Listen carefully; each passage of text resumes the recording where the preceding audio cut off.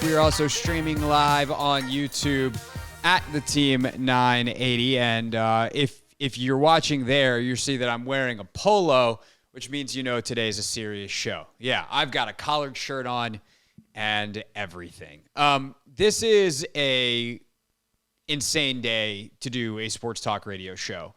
And there is an impossible number of things that we are going to try to tackle today because the day's news that the Capitals and the Wizards are moving, in all likelihood, it is not a done deal yet, to Virginia, to Potomac Yards in 2028 is stunning.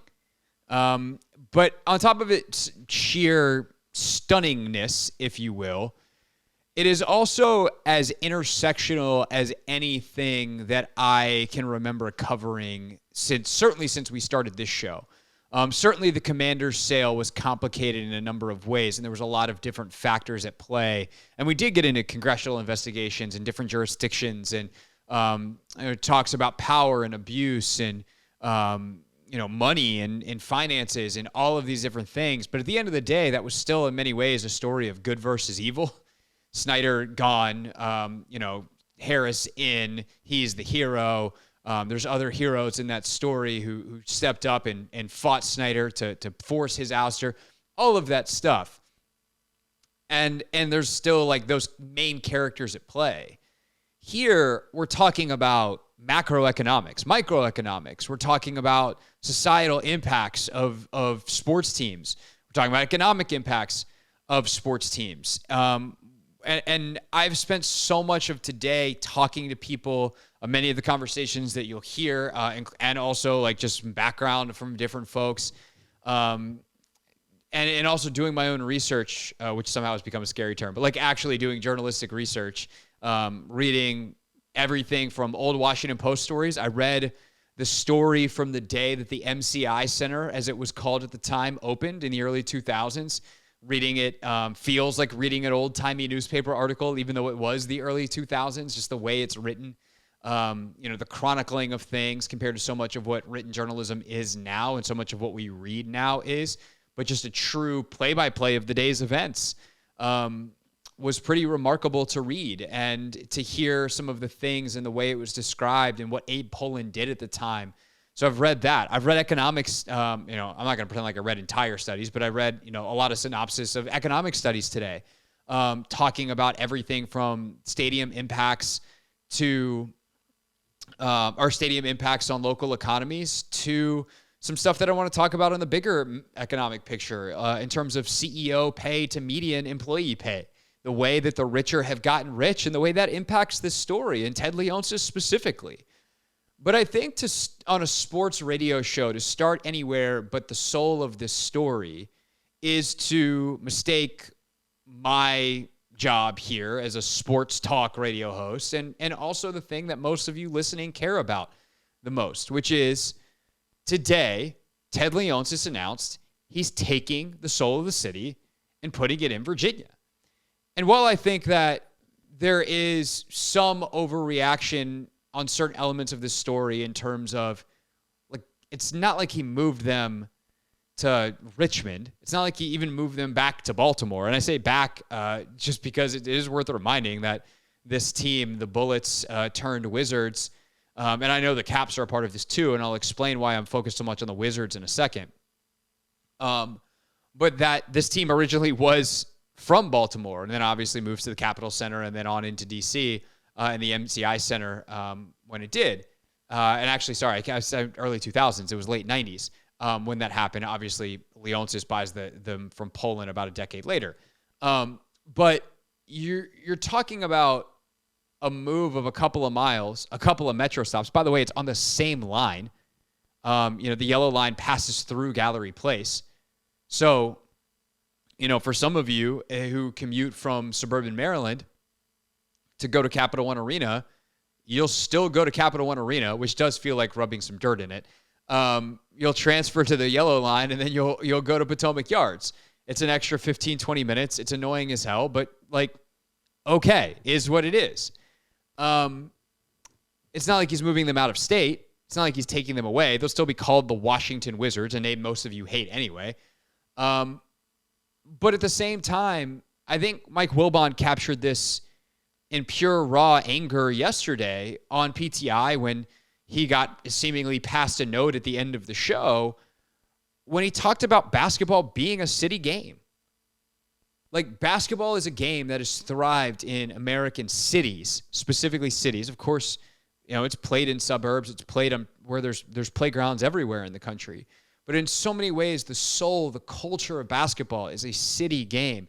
And few cities have the basketball history of this one, of DC. And I think because of that, the Wizards have smartly and to their credit leaned into that, especially over the last 5-6 years, but even beyond that. I mean, they're literally unveiling a court in a couple of nights, 2 nights from now, in fact, December 15th, that is steeped in a part of DC history that most of us didn't know about. A lot of people still don't care about, but to the very least, like, most of us who lived in the district didn't even know about these boundary stones. Like, they got so deep into DC that they're talking about boundary stones. On a much simpler level, they wear their city edition jerseys that say the district on them. And I don't think I have to be coy about this. And like, this is going to be a show for adults. I don't mean to say that in a patronizing way, but like, we're going to talk about some heavy stuff today. We have a guest coming up at 5:00 who's a world-renowned economist. Like, this isn't your average sports talk radio topic, and thus this will not be your average sports talk radio show. But like, there is a racial element to this as well. DC is Chocolate City. DC has historically been a black city.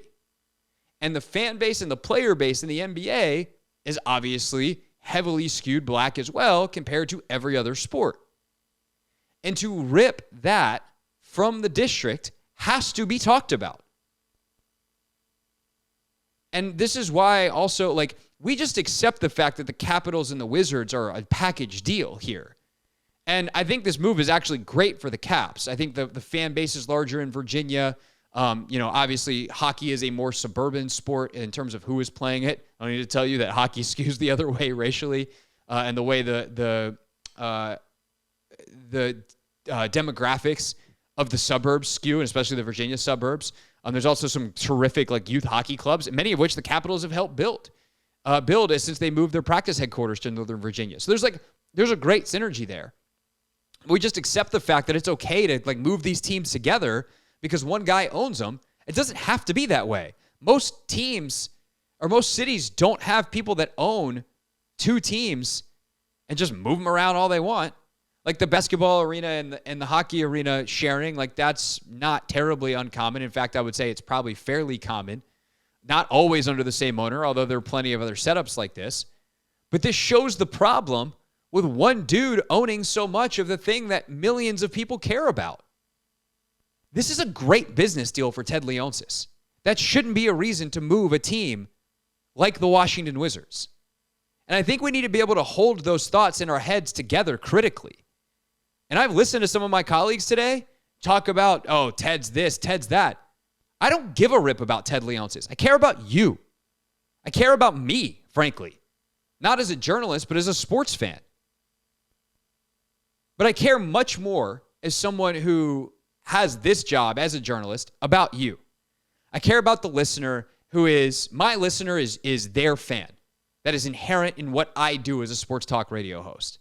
And I know that the people who care about the Washington Wizards the most, those that today are going to wear their Washington Bullets gear, like my dear friend Clinton Yates, who will join us at 5:30 today, are crushed. And they should be. Those are valid feelings. And for a city game to be ripped from the city like this is wrong. It's just wrong. And I don't care if it's good business. You don't get to own a sports team to just be in business. Now, luckily, I think this is a good thing. Sports teams have gotten to the point where most of them make money. And frankly, this is another thing on the Caps versus Wizards, not to pit them against each other, but like this is a part of the discussion. The Wizards matter way more than the Caps because the Wizards make the money. The NBA makes money hand over fist in a way the NHL does not. And so if we're talking about which team gets prioritized, I'm sorry, Caps fans. I'm sorry, Alex Ovechkin. I'm sorry, everyone this is going to upset.